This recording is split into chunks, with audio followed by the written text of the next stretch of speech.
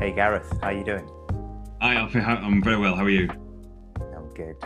I've So changed my we've got a I've got my lighting a bit better today. yeah. I You know, did realize you look different. yeah, You so Hollywood yeah. today. It's amazing what a few cheap lights from Amazon can do, actually. To even Lights and makeup, Gareth. I'm sure there's some makeup involved as well. that was the fallback. That was the next Yeah. purchase if this didn't work, because I was just feeling as if I was looking very washed out and pale on these winter nights when we're recording these. But there we go. But yeah, so thank you for acknowledging that. Yeah, looking much better, Gareth.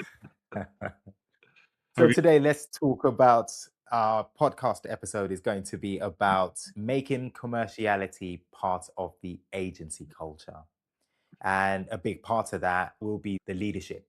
Yes. So, of course, leadership or the agency leader, let's say, drives culture. And if we're talking about commerciality being part of culture, how does the leader being commercially astute feed into the commercial culture of the agency? All good? You Oh, happy with good. that? Yeah, no, that's a good topic. I like that one. Good, good. So let's start with something I've seen you quote before. I can't remember if it was on LinkedIn or I heard you say it or something. You said charisma doesn't scale, energy doesn't scale, and leadership isn't all about personality. Can you explain that, Gareth? Yeah, of course. I think that was from our ANP, our last agency mastery program course, Yeah, last meeting that we had a couple of weeks ago with our group. Because that group's finished now. We're going to launch the new one, aren't we, soon? So, yeah. yeah, it's just so it's just a thought I had.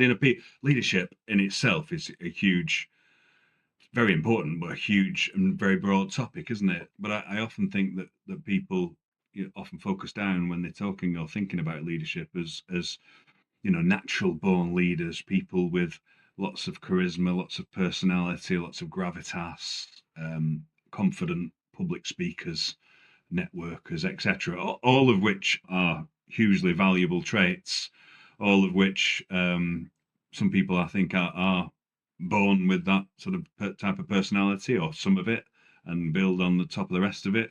Others aren't maybe born to that with those fundamental traits as one of their strengths, but have other strengths, but build and learn and grow some of those strengths in terms of public speaking or whatever it might be to help them become better leaders.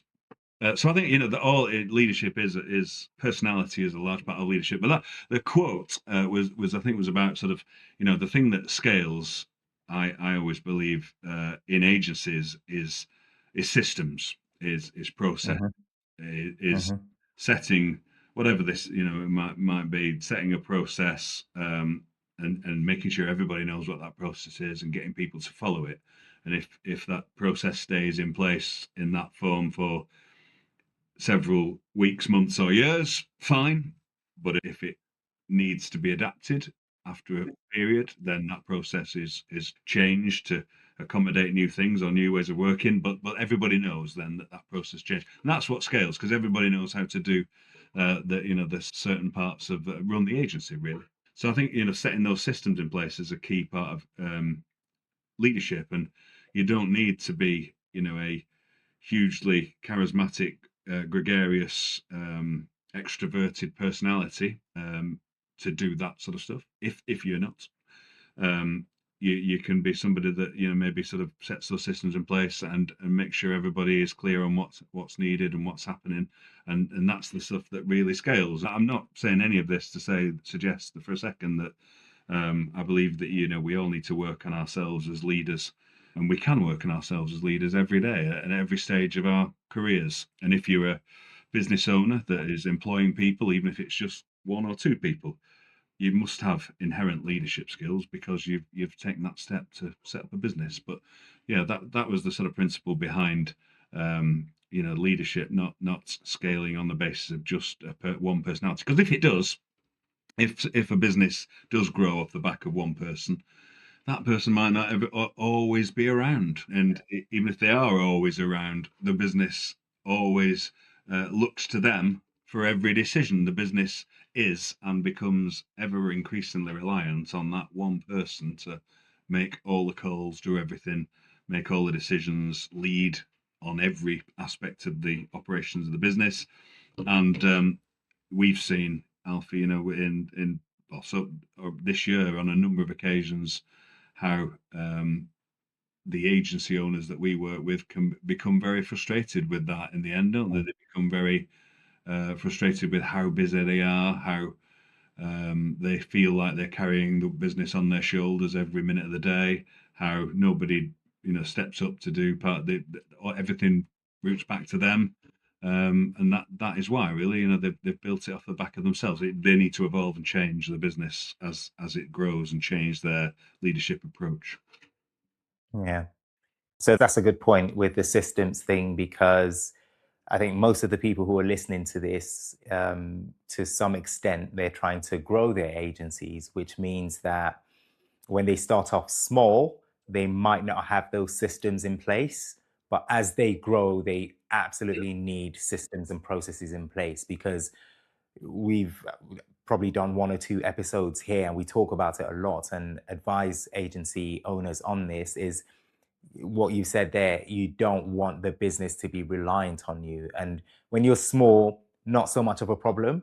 But as you get bigger, new people join the business, you want them to have something to follow that doesn't rely on you teaching them and holding their hands and guiding them through it. So Yeah. absolutely, that makes a lot of sense. Yeah.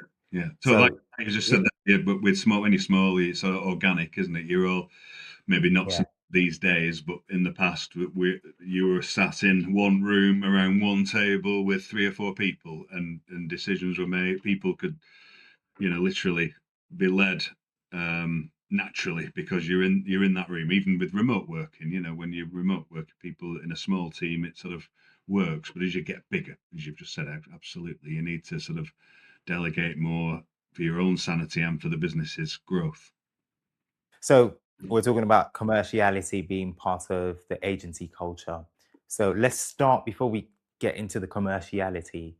Let's start with culture and leadership. What role or how important is it for the leader to dictate culture and drive culture in an agency?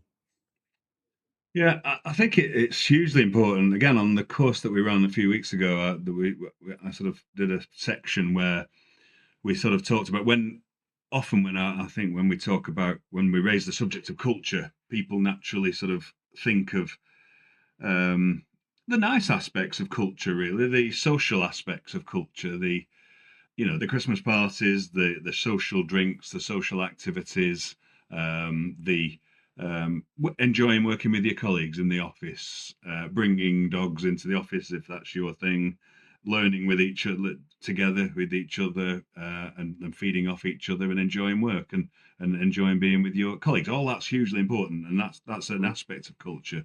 But I think the real crux of culture is when it really shows or really becomes important in the business is when actually you're under pressure, when there's problems and the work needs to get out, when work needs to get out of the business, and it's things are not going smoothly and there's a lot of stuff on, and that's when a culture really is really present for me, when people are reacting well to that sort of pressure and helping each other, and not not working in silos and leaving each other to it, but sort of feeding off each other and picking up each other's work so that the work can be done in the best and quickest way possible.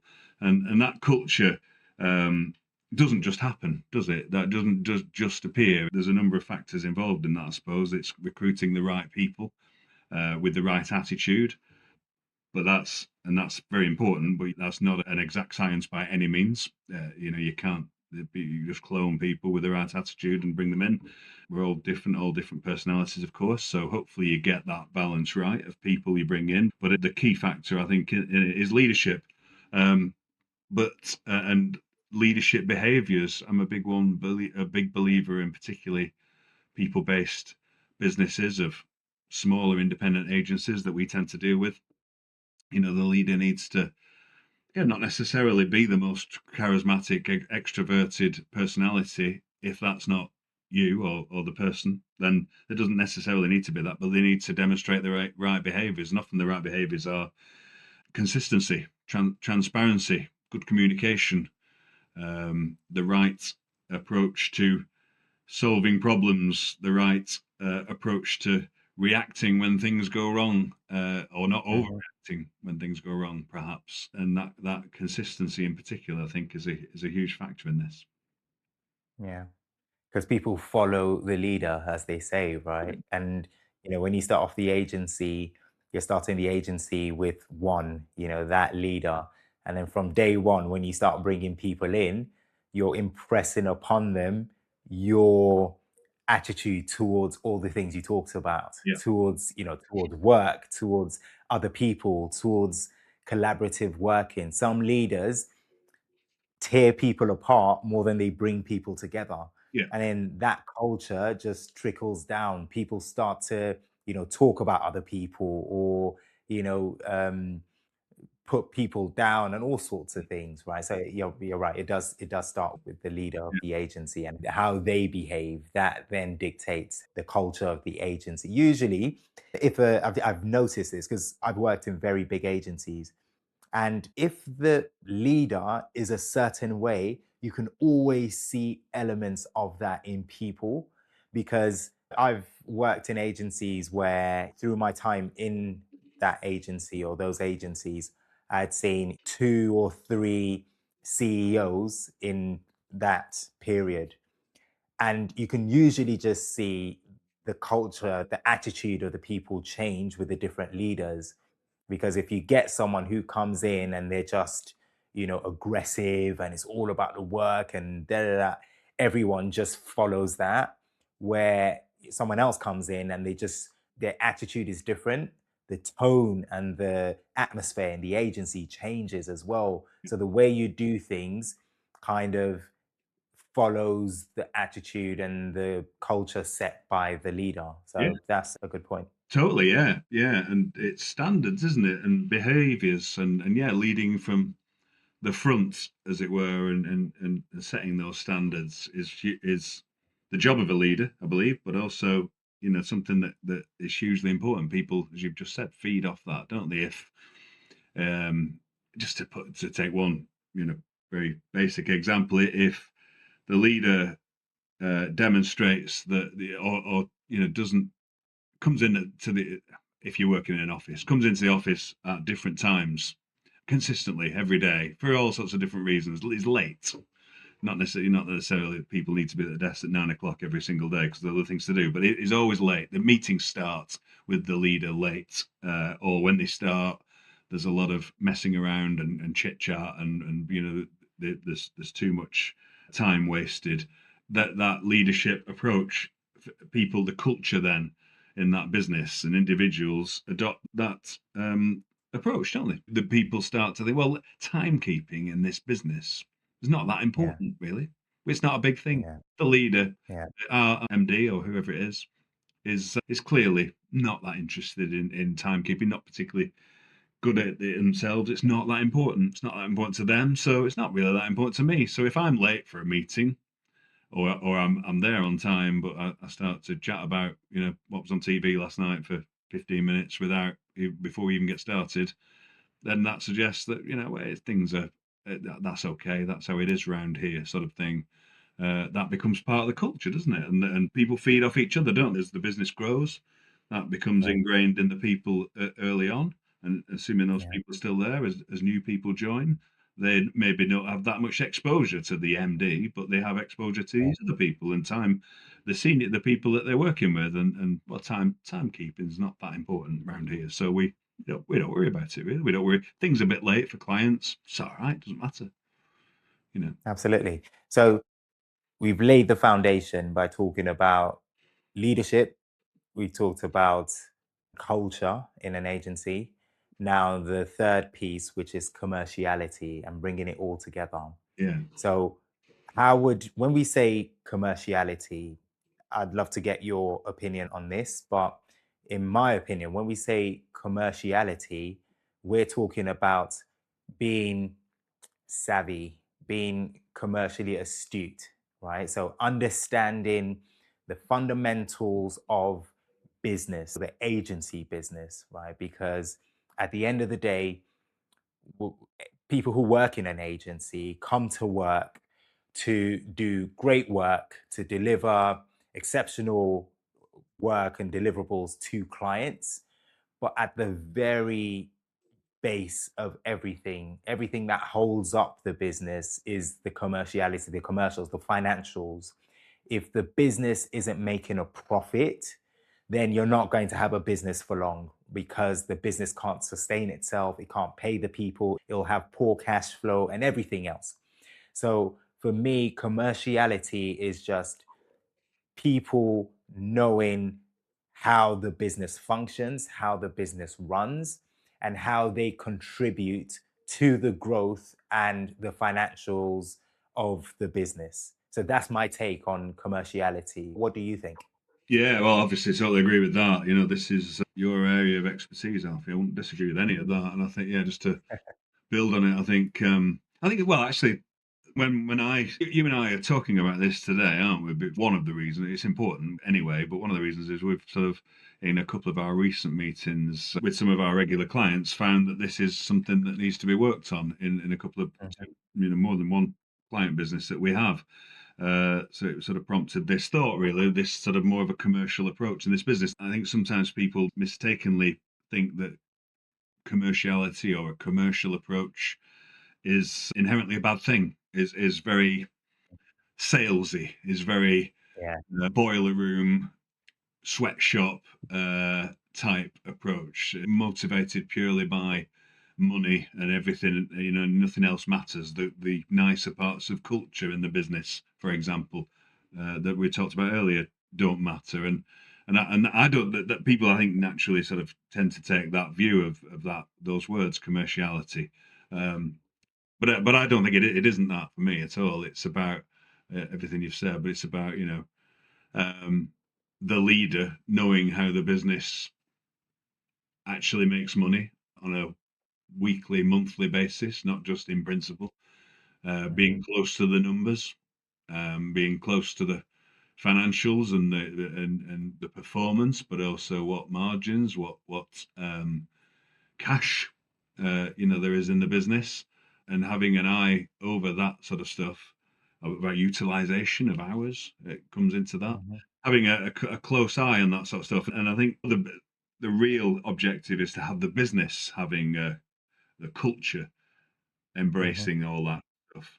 But I think the first step is the leader to embrace it, and sometimes that's very natural for leaders that I come across, we both come across yeah. because of their background. But sometimes it's very unnatural, isn't it? Because numbers and financials and margins and utilization and all that sort of stuff is not why people set up agencies. They set up agencies Mhm, because they're maybe more creative people, usually fundamentally, or even if it's not creativity, it's more performance marketing or whatever it might be. They know numbers, they're very good with numerically, but they didn't start the business to look at spreadsheets or look at the finances. They start the business because they loved marketing, performance marketing, and are very good at it. So, we need to start with the leader first in that commercial approach, and get that in place and first before we then.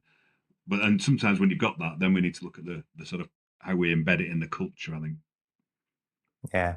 Yeah.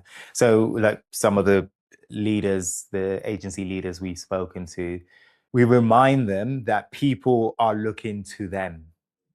So there's so many different factors when we talk about commerciality, the operation side of things, you talked about the utilization. We talk about things like, the client's profitability or servicing levels, delivery, that sort of stuff. When things get difficult or challenging, people will look to the leader, make a decision. What should we do here? What's the best approach? What do you want us to do? And if the leader doesn't understand the business or how the business is supposed to make money or be profitable, then whatever they say is what people will follow. If it is the wrong thing because they don't understand it themselves, then that's just a recipe for disaster, because then everyone's just chasing their tails, not understanding why the business isn't growing or isn't making a profit or their cash flow is so bad. So you're right, it does start with the leader. The leader should be commercially astute, at least. And I'm not saying anyone needs to go out there and become an accountant or anything like that, but there are certain fundamentals that leaders should know when they run a business and own a business, right? About how to generate revenue, how to, the saying, it's not what you make, it's what you keep, how to make sure that they keep in the right amounts, how to make sure they're planning financially and all of that sort of stuff. And then know what reports to look at to understand what's going on in the business, or even want to, because some leaders just don't want to look at anything. They don't want to, they just almost that, burying their heads in the sand kind of thing, and they just think everything will magically sort itself out, but it doesn't work that way. So a leader needs to be commercially aware, drive that commerciality. And then the most important part is when you make it part of culture, then this is now how we do things, right? Anyone who's in the business knows that, for example, we need to aim to make people, billable. We need to make sure that people are doing their timesheets. We need to make sure that when we're creating proposals, there needs to be a minimum of X profitability, that sort of stuff. If it becomes part of the culture, then people don't need to come to the leader or come to the owner to go, oh, yeah, this project, should we do it like this? Should we do it like that? They can consult, that's fine, but they have a very good understanding and awareness of how things are done. And then when people join the business, like you said, as you grow, you have to recruit people and all this sort of stuff.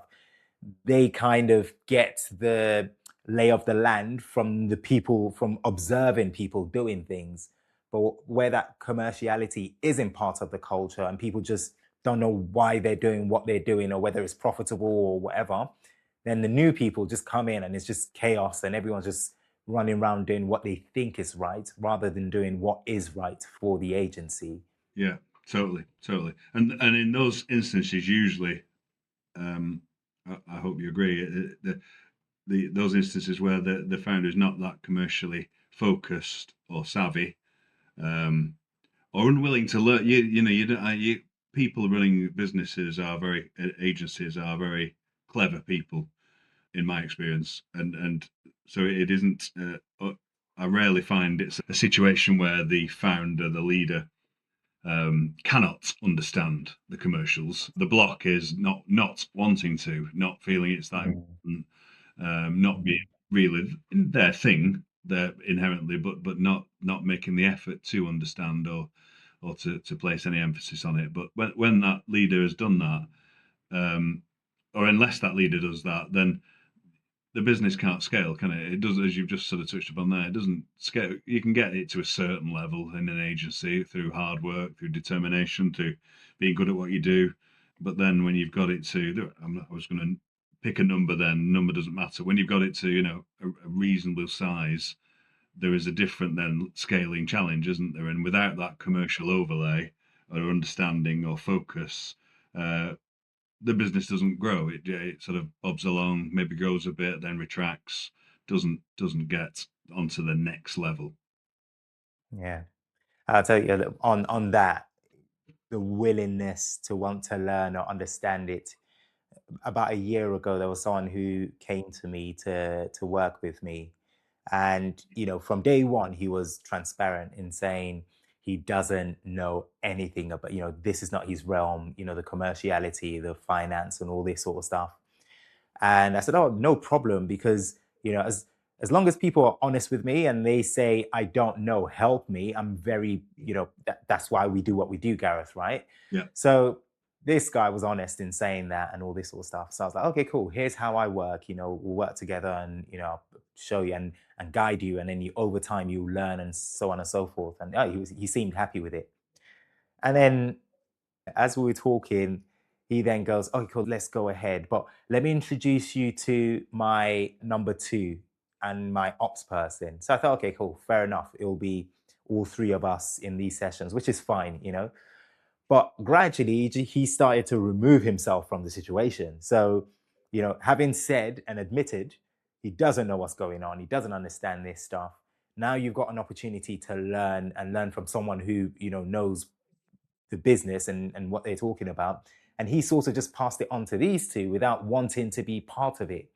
And I just thought that's just not the way to do it. In the end, I was like, I can't work with you because these people, I don't want them, learning is great, but I don't want them to make decisions that you as a leader should be making, right? Because at the end of the day, if they become savvy and they understand the business and all this sort of stuff, unless he's willing to just hand his business over to them and get them to make all the decisions, which will be bad for him, Yeah, ideally he'd want to be on the same level as them. And then collectively they can make decisions, or you can consult them or whatever, but you can't just you have to show that willingness to learn, right? That's so important. yeah, totally. No, I agree with that. I think you need to learn, you need to understand. You don't have to, particularly if you've got, as in that case, somebody that can do this for you. You don't have to sit on spreadsheets all day, do you, as a leader by Mhm. means? You don't have to be filling in the numbers yourself. Sometimes you do if you've not got the resources or you're of that scale. But if you've got somebody like that, you have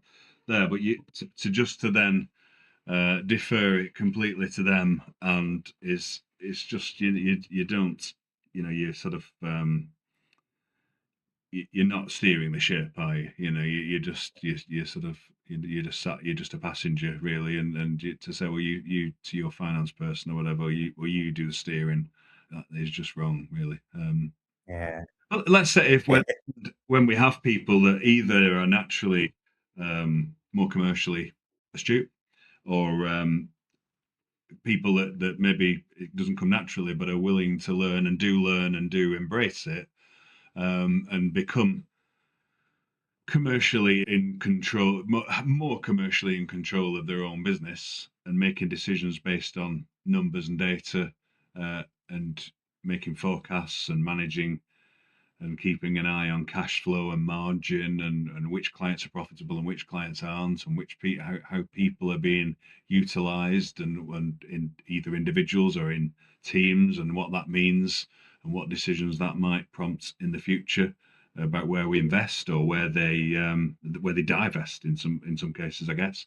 So when that is mhm. happening, we've found recently, haven't we, that's a good thing, but it's not enough, Yeah. because it's just having one person in control and on the case with all that sort of stuff is not enough. It doesn't, because if they've got a team that are just doing the business, the agency again starts to, well, it doesn't grow.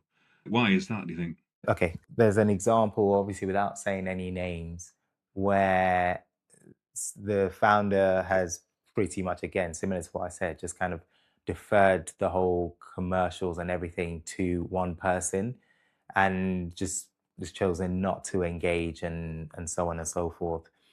I think it stems from something you touched on earlier, right? Some people are just not numbers people, if you want to put it that way. They're just not. So, okay, you've got different types of agency leaders and founders.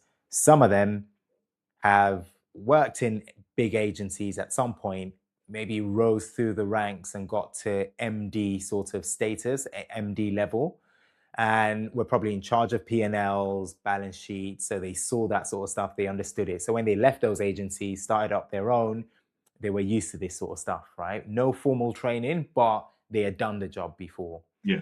And then you get That's ones very different. that, Or occasionally, I'm thinking of one person particularly we both know well. They might have come from a different industry, might they? But that can be a yeah, good thing, because if they've been in charge of a P&L or a department or a business unit or even a business, a different. yeah, If it's completely outside of, we have a friend who's become part of an agency whose background is in insurance, isn't it? But yeah, that's yeah, stood him in massive. He's been on a big learning curve, as he will say himself. But that experience that he's had in insurance, uh, because it was in a bigger business and he had commercial responsibility. That stood him in massive good stead, hasn't it, for running and this? he's doing exceptionally well, isn't he? In his agency now. So that's a good example of that sort of leader. Yeah, But then you've got the ones who never worked in agencies, never had any remit to do with financials, and they just started to the agency because they're good developers or they're good creatives or they know PR or whatever it is. Now those ones probably have got this they don't despise numbers. They probably understand that it is important, but they're scared of it. They don't want to, probably bad at maths or whatever it is in school and all this sort of stuff. And they just think, numbers, number. I don't want to touch the number. I don't want to look at that stuff. Let me just do PR or let me just do dev work or whatever it is, kind of thing. So the moment they find someone, maybe their ops person or their number two or whatever, someone in the business who remotely understands numbers or can add up, they go, okay, that's my numbers person. You deal with everything. I'm not going to look at it. I'm not going to touch it. Blah blah blah. But like we're saying here, that just doesn't work, because I think eventually those people get frustrated because when they understand it, let's say they work with people like us, Gareth, right, consultants, and those people help them level up, improve their commerciality, their commercial astuteness, Yeah. and now they're at a point where they understand a lot more about the business. When they try to recommend certain things to these founders, to these leaders, they'll face resistance because the leader is still at a point where he or she doesn't understand why they're saying what they're saying. But what they're saying is correct and it makes sense and it will move the business forward. Because that leader doesn't understand, they'll just keep bumping heads. And in the end, probably, of course, the leader's got the final say. So they won't move forward.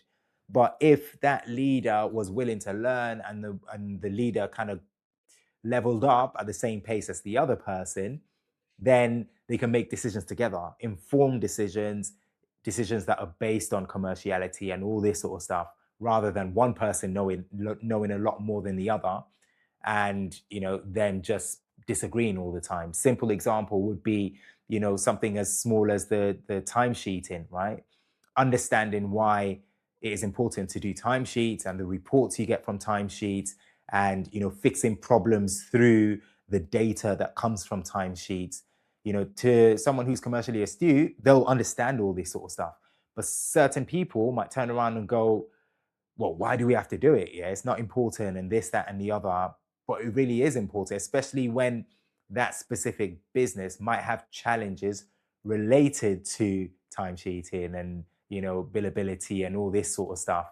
It is important. But if you don't understand why it's important, you'll shut it down as the leader, and you've got the final say. So you've got other people that understand the importance looking at you going, but we should be doing this stuff, and it just causes friction and frustration in the business. I've seen it happen before. So, sadly, that's the case. But have you got any experience with this outside of, because some of the things I'm saying, I know what I'm saying, because Yeah. we work on clients together. But let's take your agency. When you ran your agency, Gareth, what was the culture as far as commerciality goes? What did you encourage in the agency?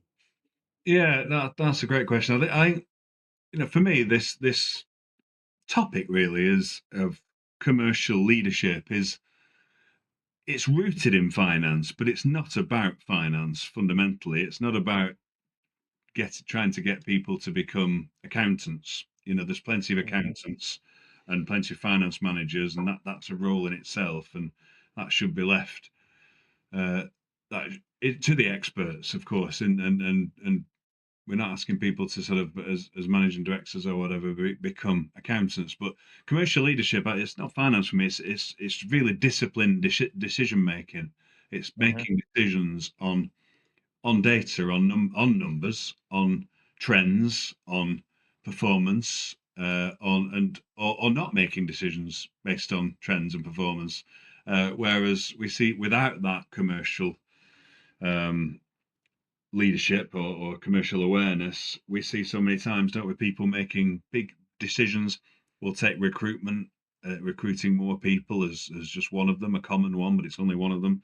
They base it on gut feel, or whether mainly, the team is saying we're very, very busy, we're too Mhm. busy, so we'll recruit somebody else, and it's and recruit another head. But on the um, finance side or the commercial, or if you look at the commercials, that doesn't make sense. So people are making bad decisions. So I see that. We both see that a lot. What did I like to think my business was strong on the commercials, both as a management team and as a business itself, which I think is equally important. Why was that? I think we were lucky enough in the early days to have, when we in our business, a partner who was the finance director.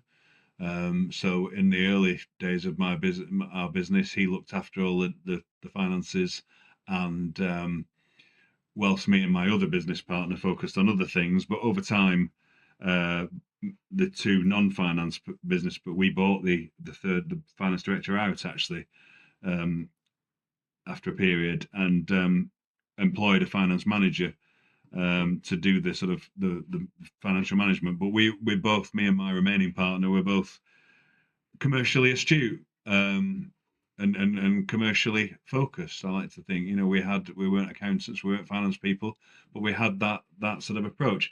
I had the only part of my business studies degree millions of years ago I had to resit at one point was the accounting module.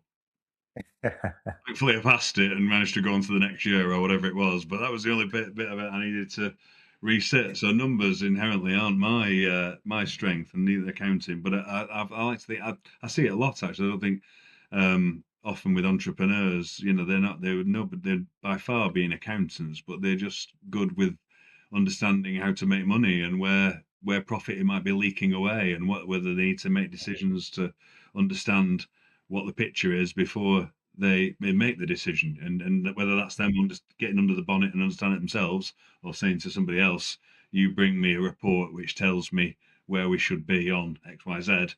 Either way, that sort of works. But so we were both pretty good at that, me and my business partner. But it's good if the agency leader has a commercial awareness and is commercially focused. That's good, but that only takes you so far. You need the business to be commercially, Yeah. culturally, as we are saying, have a commercial culture. And I think we're Mhm. good at instilling that in my business. In other agencies, I see, people don't know what they don't know. People don't, if they don't, Mhm. people don't, if they're not told, or behavior of the leader suggests that it's not important, then they don't focus on it. If they're not made Mhm. aware of what some of these key things are, and what to look at, then they don't. They just get on with the job of delivering work for clients. So I think we were very good at sharing the numbers um, across our business. We were very good at showing revenue numbers in terms of targets and what our actual performance was. About our margins to a certain level, certainly our gross margin, about the old chestnut of utilization targets, and not just, hey, you guys need to be 95% billable or whatever it is. We were good, I think, at saying to people, you need to be X% billable, and this is the reason why. This, if you're not that percentage billable, you need to come and tell us, because this business needs to run on your utilization being that high. If you're pulled off into doing other stuff, or you don't have enough work to be that well utilized, come and talk to us, because we've plenty of work, and we will make sure that you're not underutilized in the role you're doing. So there was much more of a, it wasn't just a target and set and forget, leave them to it. We sort of trying to explain the principles behind it, as you've mentioned there. Consistency was a big thing for us. It was. We don't just stand up once a year and talk about these things. We do it every month in a sort of all agency religiously. We touch upon it. We do it weekly in a commercial meeting, or a finance meeting, or a client development meeting, a client account meeting, or whichever sort of cadence of meetings you're running. But we always have a commercial view, and regularly talk about the commercials. We sort of always tied that back to the commercials. If you want an extra person in your team because you're very busy, that's absolutely fine. We can do that, but you need to show me in the team how we're going to generate another, or how we are generating another 100 grand's worth of revenue, or whatever the figure might be, because that's what we really need to justify another person. Pricing, the list goes on, doesn't it? But when people start to understand, or when you communicate the not just the what you want, but also the reason you want it, and do that consistently, people start to understand, and they also start to learn, don't they? They also start to, oh right, okay, they become more commercially astute, is a word we've been using, and I think that's a great thing because I think not just for the business, but people working for you as well in an agency, inevitably people often don't stay for the whole careers. Sadly, in many cases, the people move on. But if they move on with a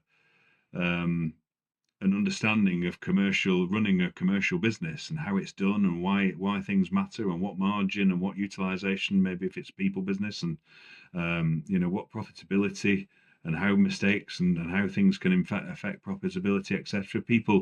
If people are educated, for want of a better word, in your business, then they leave the business a better person, don't they? A more rounded, more employable person. And yeah, they might take that learning to elsewhere, but they'll hopefully always thank you or your business for giving them that grounding, and just as you did in your um, big agency career, and I did in my. I was always sort of involved in agencies, but I had that education in my early career before I became an agency owner. Because the guy, one of the guys that ran my first agency, was very hot on the commercials. He was almost too hot, really.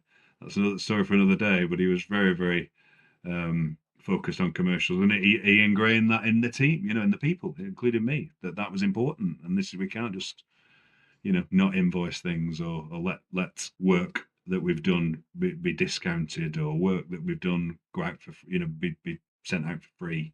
That's not how we do things here. It sounds like you did a lot of informal, because you're talking about, explaining to people why this was a mistake, why, and all this sort of stuff. So sounds like you did a lot of informal education of people, because like you said, even if as a leader you are commercially astute and you understand it and all this sort of stuff, you can't do it by yourself. You need everybody else to Yeah, be on board. So that culture needs to be there where everyone understands it as well. yeah, So whether you do it through a lot of what you've been talking about, guiding people and explaining along the way, yeah, or you do a more formal approach of getting someone in to train.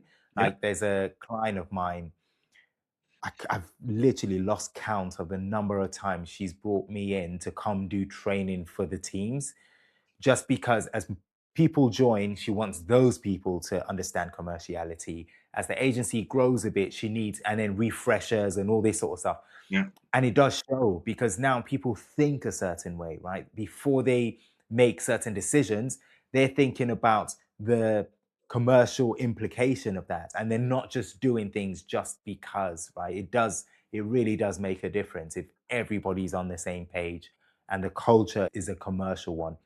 And it doesn't take away. And I think this is the part where people get confused, like you started off talking about, is it doesn't take away from the client satisfaction or client delivery side of things.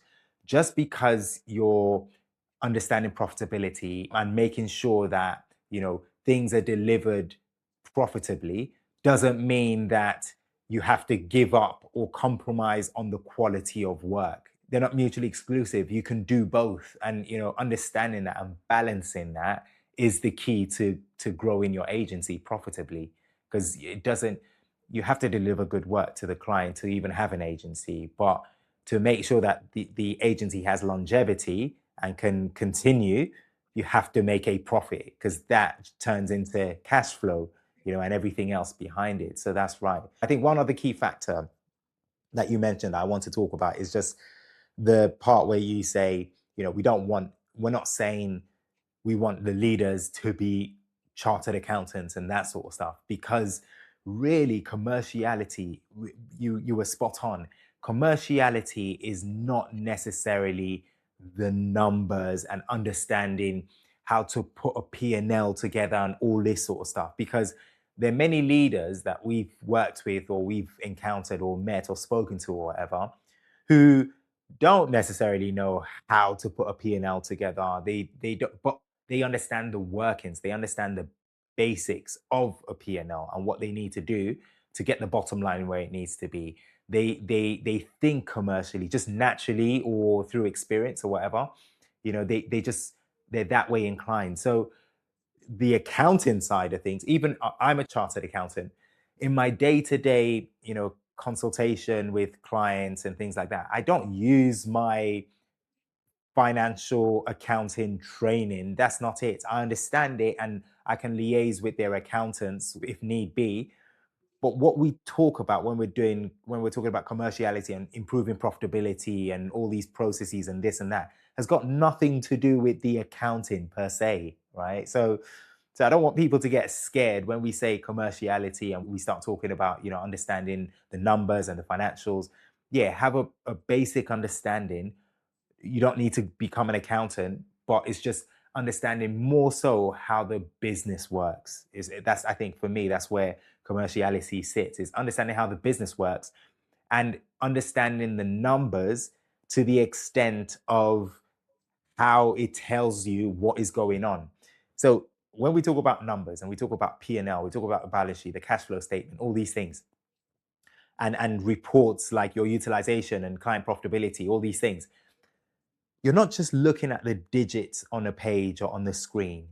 What you're looking at is the data. And if you're commercially savvy, you're able to interpret this data to see what is going on. The Yeah. numbers to me are like the receipt of a service. So a service has happened and you get a receipt.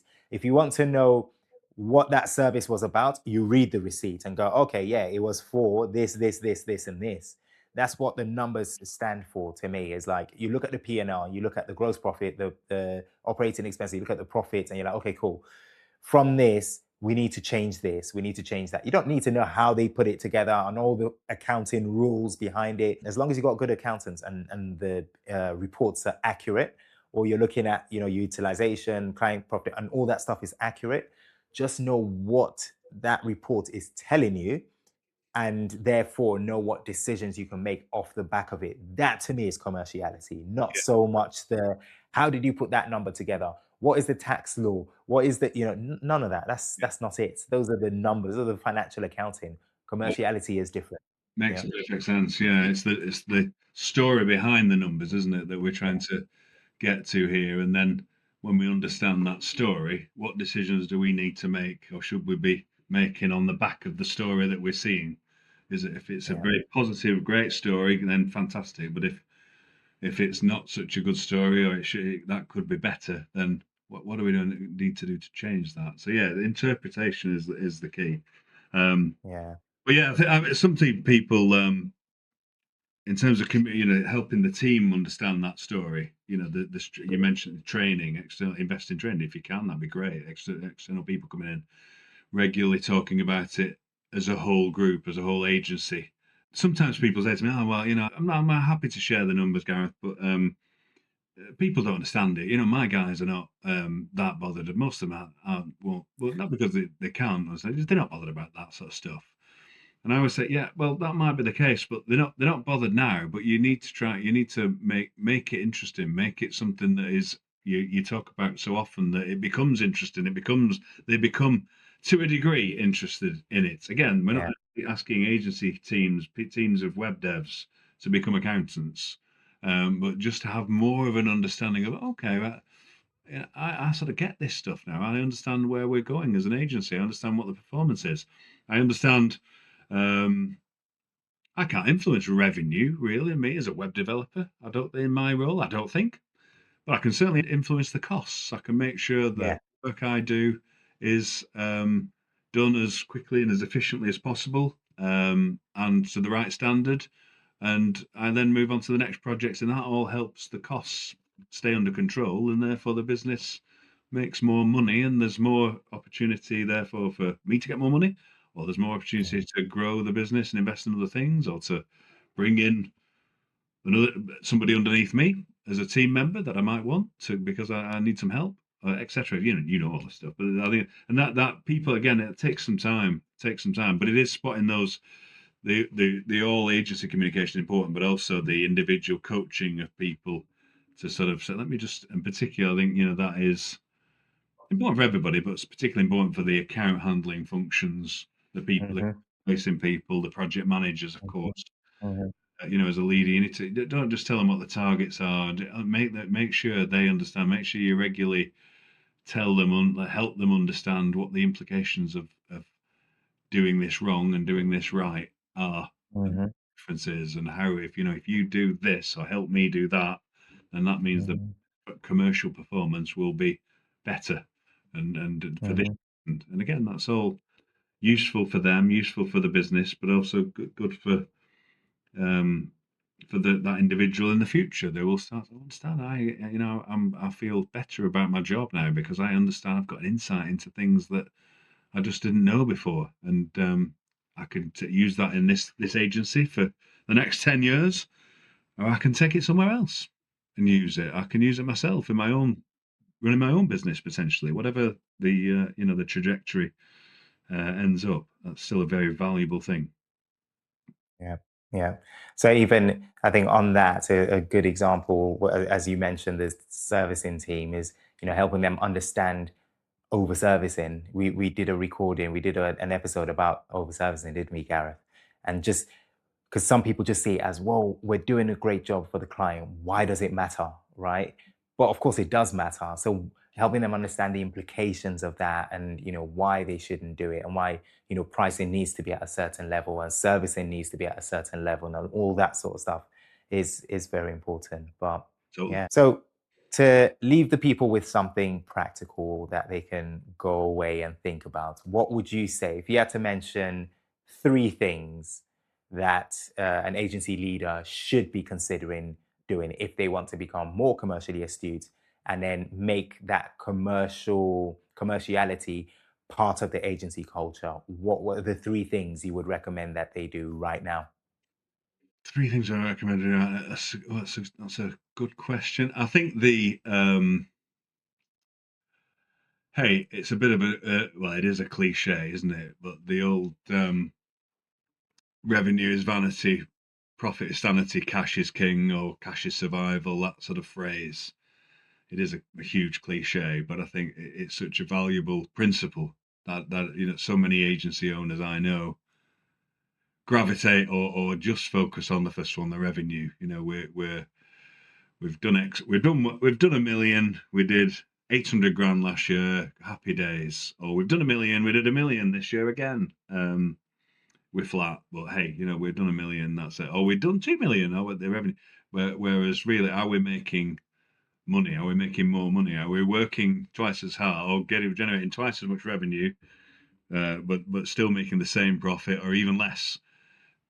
Sounds completely obvious as to why you would not want to do that or look at that, but we see a lot, don't we? That lack of focus on the margin side and also cash as well. The agencies that need to just deferring the cash that need to look at cash because they don't have a huge cash buffer. Nevertheless, still just deferring the control or the focus on that cash as to bookkeepers to their accountant, and not particularly forecasting it very well or really worrying about it. I don't want people to have sleepless nights, but I think that eye on the cash if you need it is hugely important. So cliche, but that'd be number one. Yeah, and I guess leading on from what you said there, but scope creep. Um, it's not just scope creep is not just a problem for client handlers and delivery and about the delivery and the quality of the work. It's a massive profit leak, isn't it? And there might be many reasons. Keeping clients happy has always been my one of my number one priorities. But if you're keeping them happy, but you're not making any money in the process of doing it, it's just a pointless exercise, really. So that'd be number two. Um, I guess for me, the fundamental principle of all this, the founder needs to understand the numbers. But if only the founder understands the numbers and their accountant, just those two people, then that's a very fragile business. That's a business that's not going to grow. That's a business that culturally um, is not learning, is very reactive, probably, is not particularly strategic in what it's doing, and it won't get very much. It will certainly won't grow and scale as perhaps most founders want it to. The whole business needs to have a commercial understanding, and if it doesn't, then you need to have a constant focus on communicating, educating people on that, as we've been saying. Nice. For me, I would just take a bigger view. I would say, yeah, as a founder, if you're not naturally commercially astute, get help, get trained, train your team. Because, like you say, Gareth, it's not just about you.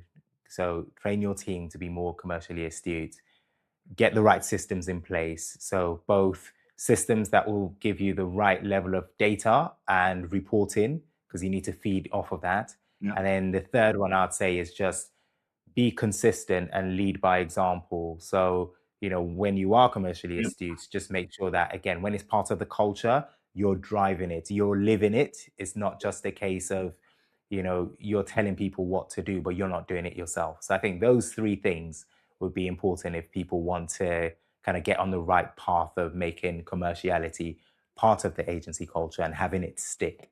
yeah. So I love those. I think the last one in particular, something perhaps, the worst thing in the world, I think, is when